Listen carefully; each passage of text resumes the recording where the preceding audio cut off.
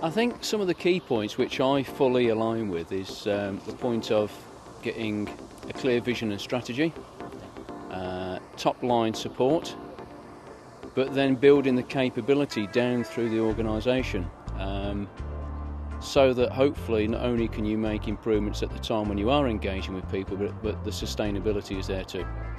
I came today to learn about continuous improvement and specifically how it's being applied by the Highways Agency. Well, I came to the session today because I'm interested in process improvement. It's something we've been doing at the M6 Gasmel since 2008, and I found it a useful tool, and I'm here to see what other people are doing and also see if there's anything we can gain and take forward onto the A1 District to Bourton scheme. So basically for myself, my personal reasons to come was to see what experience other people had in different industries and how they went about their projects and their processes, I guess, and how they got to their end results, and just basically an insight into how they did it, because it's a very new thing for us and myself. It's about efficiency, it's about doing things better, quicker and faster.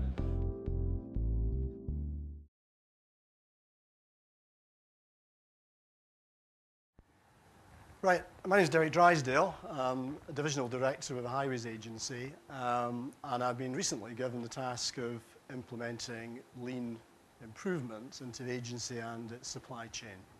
I think value management and lean are common partners. They're one and the same thing. Lean is about doing the job right, and value is about doing the right job. In other words, when we design and manage motorway, we make sure that the gantries and the signs are the right products.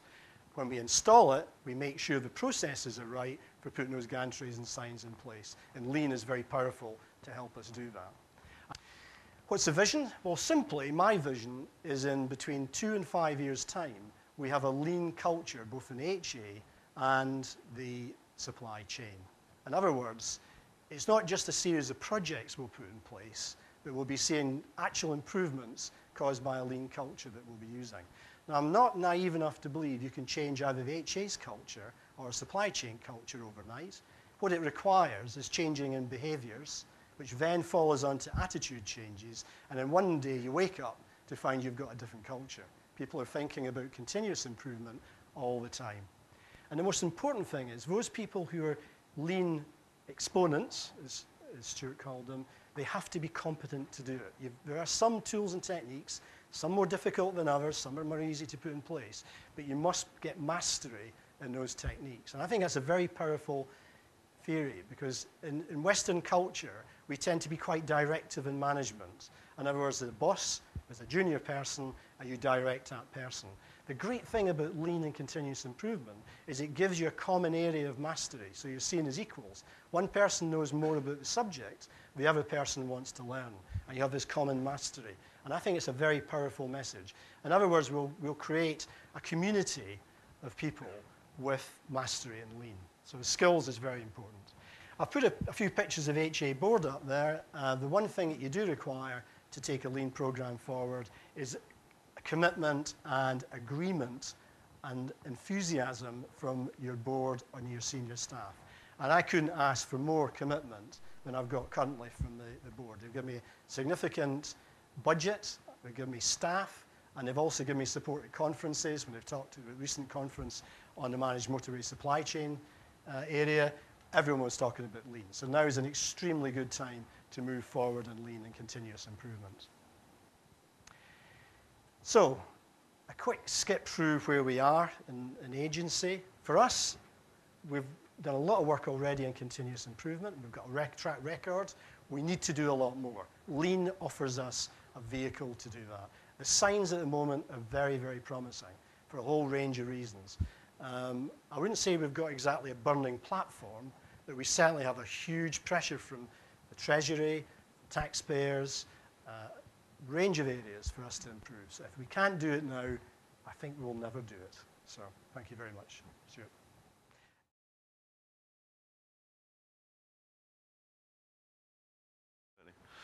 Right, M6 Garsmill project was a widening scheme from two-lane dual carriageway just north of Carlisle up to Gretna Green, 10 kilometres of carriageway that we widened from two-lane dual carriageway up to three-lane motorway standard.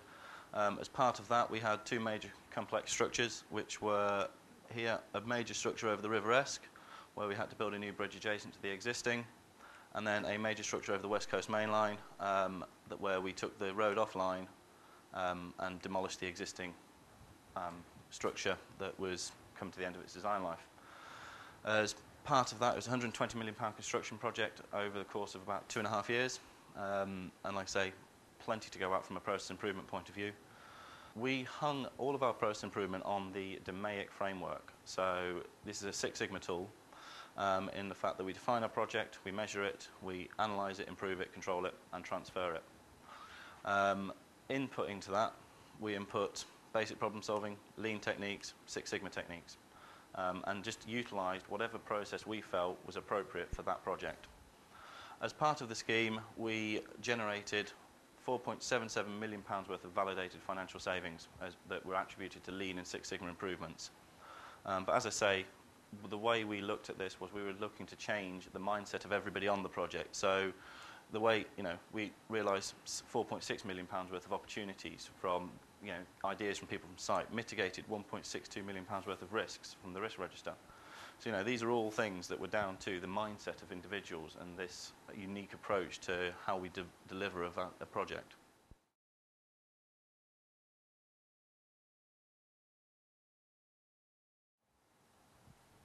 This business of strategy, engagement, keeping it live, will it die, will it live? Well, the reality is that I've been in lots of situations where the business doesn't believe the CI dollars. Yeah, there's two sorts of money in business. There's real money from the business systems and finance people, and then there's CI money and improvement dollars that are kind of wooden somehow and don't really figure in the final P&L. And the approach I've always taken is that, the executive and the executive financial people and their officers have to get involved with the reason to why these projects are happening and the business case for why they need to deliver, or what they need to deliver. So from a sustainability point of view, that's absolutely key to making sure that you still have a program in a year's time.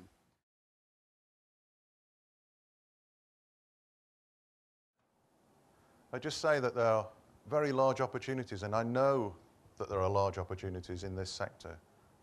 Everybody can see it. You know it.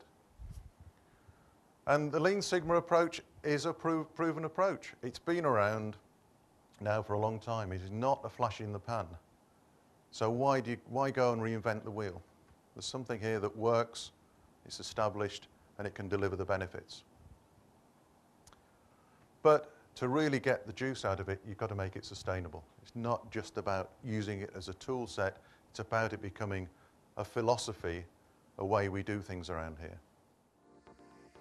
We've been working with Bourton Group for a couple of years now on our Army Staff Business Process Review Programme, and part of that is learning from what other people are doing, and obviously this is a very good opportunity to do exactly that. Well, there's still a lot of traditional mindset there. It's very much short-termism. I think the transient nature of the construction industry doesn't help.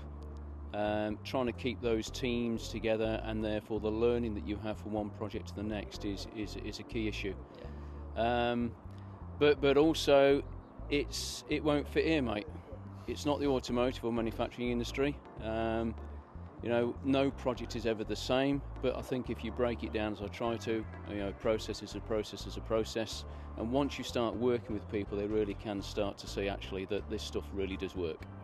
I think it's an education thing, actually explaining to the movers and shakers that continuous improvement's a good thing. It was good to give you a good quick flavour of what some of these sort of techniques you can use, and it certainly will be something which we'll be looking forward to trying to expand on and taking forward. The thing they kept highlighting as well was the fact that to do the whole lean thing, the shorter time frame is actually a better thing for us, and we don't have a lot of time to do it, so this short-term window that we have is probably ideal for what we need to do. So we're on to a winner.